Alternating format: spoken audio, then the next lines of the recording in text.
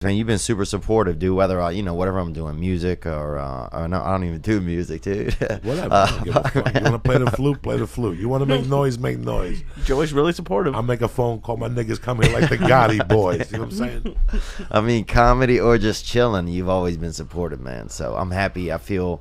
I was gonna go to a meeting tonight, but I was like, you know what? I'm gonna come here and spend it with you guys, man. So thank you very much. Thank you for having me. This is a meeting because that's what I thought. We're gonna get more from it than we get at a meeting sometimes tonight. Because before the show started, we were talking about the use and abuse we were doing, and how we were doing it, and the scams and the mental things you go to. In just the first year, I remember it took me 90 days to just fucking realize what was going on, and I would go to bed early. I'd force myself to go to bed early, not to have that withdrawal. Yeah. That nighttime withdrawal. Yeah. How was it for you? Yeah, it's true. The later you stay up, the more you get lonely. You can feel the wolves starting to kind of climb around inside of you. That's how I feel. Like I feel, like you got these dangerous squirrels that kind of live inside of you. And the later you stay up, the more they start, kind of peeking their head around, looking for drugs or looking for pussy or something, And I feel like if I would go to bed earlier, shut things down, like we'd get a book or do something calm, light a candle, do something that kind of sets my mind down a little bit, that I would feel better. That's what I started to notice, So addiction it's like a mental thing for you. It seems like it's not like a. I always thought addiction would be like a more of a physical thing. That sounded very mental. It's both. Yeah, it's both. It starts mental. For me, at the end, the last 2 years, like I've said before, dog, at 5 to 8, my body would ache. Really? No matter what I ate for dinner, no matter what type of a day I had, at 5 to 8, bro, my body would start hurting. And I couldn't think.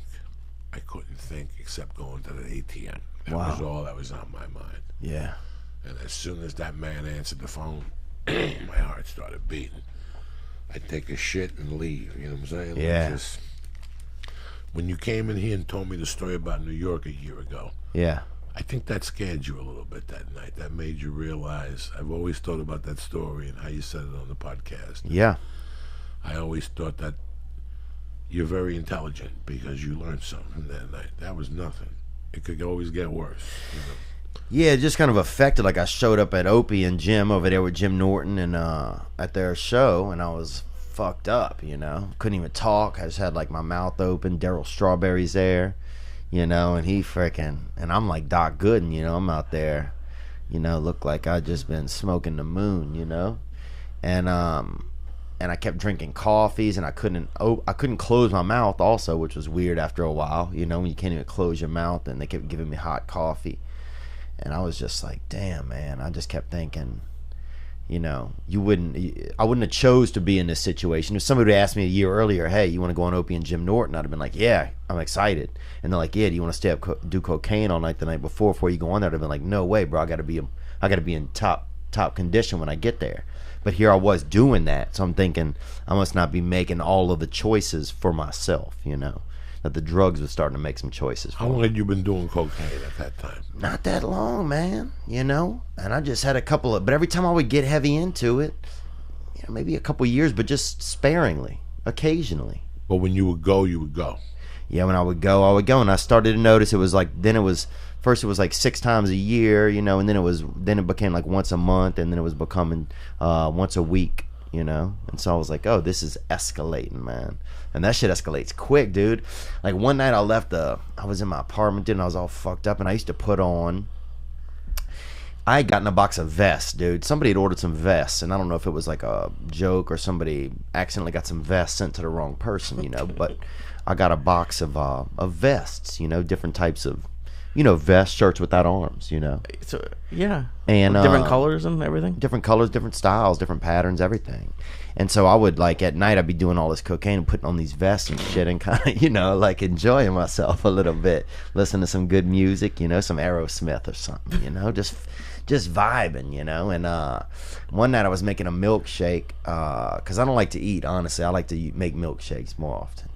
So I'm making a milkshake and I left the blend, and I got the blender on, right?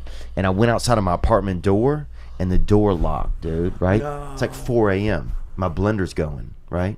I'm out there high on cocaine. I got on this vest, this kind of tangerine, kind of, I guess, I don't know what material it was, maybe like Mogadishu or something, you know, something fucking kind of fly.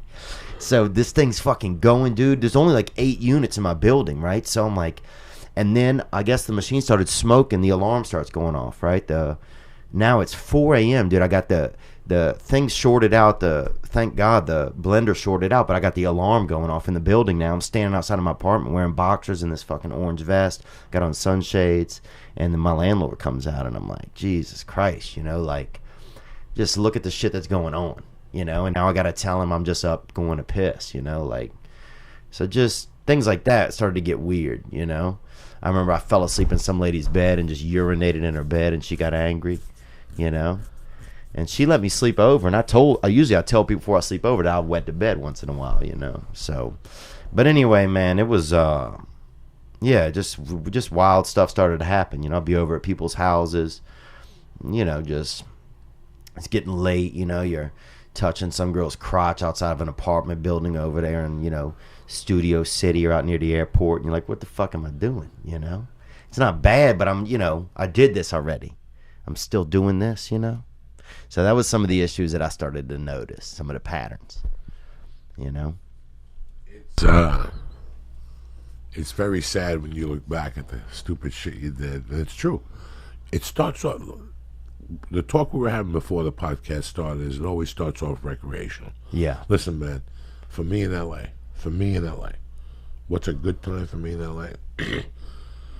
When I would get a call in 99, 2002, dog, you know, I would get that call on Monday, and they'd say, you have spots Tuesday, Wednesday, Thursday. In the old days, you called on Monday, and Tuesday morning they called you with Tuesday, Wednesday, Thursday.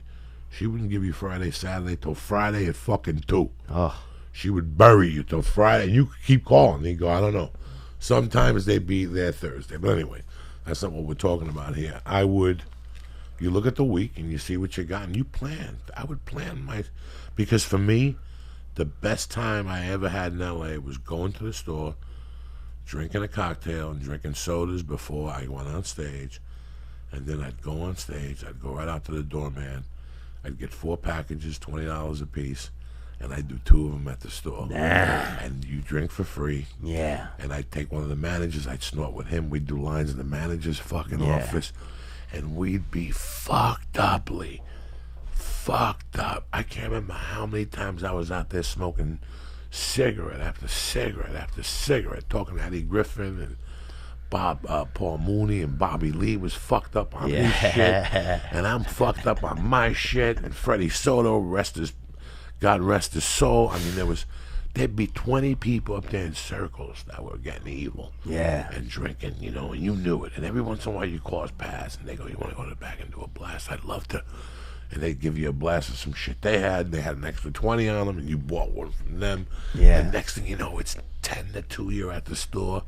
You can't get in your fucking car, and there's no Uber. There's no Uber. There ain't no Uber in those days, Lee Syatt, and you're fucking sitting there with 2 packages burning a hole in your pocket, and you know if you ask somebody for a ride, they want to kind of come in and shit. So you're looking for a waitress to go home with us. I mean, those days were horrible, but they were so much fun. Yeah. Like Ari would be up there. I wouldn't get high when Rogan was up there. When Rogan was up there, I mean, I had to leave. There was no fun. But when Rogan was out of town, if I was up there on a Tuesday, I'd get fucking lit. If I knew, because I never liked being high around Joe. It would make him feel really awkward. Really? Yeah. Could he tell you that? Oh, That was it. He could tell. Yeah. He had a friend that was kind of crazy, so he learned from him, and Joe really loved him, and the guy died. So. Oh man, yeah. Everybody has crazy stories. That's the thing. It's like, at some point it's not that much fun anymore, you know. And also it wasn't that fun at the store. Like, it was more like, you know. Well, now it's out. Now there's a couple people snorting. Right. A couple people. But they're squirrely though. But they keep it down. It's not when you walk into the hallway and there's 8 people's jaws going. Yeah. In the old days, at 12:45, you went in that hallway, you'd see people's jaws going, people double fisting beers and shit. Like a synchronized swim team, oh my huh? God. Oh my God. It was hopping down there at 12:45. And you knew you had till 1:45 to put away as much booze as you could, and that's what the goal was. And I'd start giggling those Jack and Coke, shit. Yeah. Those Jack and Cokes, and those fucking, oh my God, and those gin and tonics. So when I snorted Coke, Lee, all bets were off. If you told me you had cum-flavored vodka, I'd raise my hand. Wow. And put ice cubes in it and dilute the cum flavor. Like that's what you drank. If it's 2 in the afternoon and you ain't high, go fuck yourself. Get out of my face. I want you around me like I want cancer in my ball sack. You know what I'm saying? You're gonna come around here looking at me with your fucking wide eyes, thinking that, you know, I'm gonna reform. Go fuck yourself. My morning starts at 5:30 a.m. Either you're there or you're square. You know what I'm saying?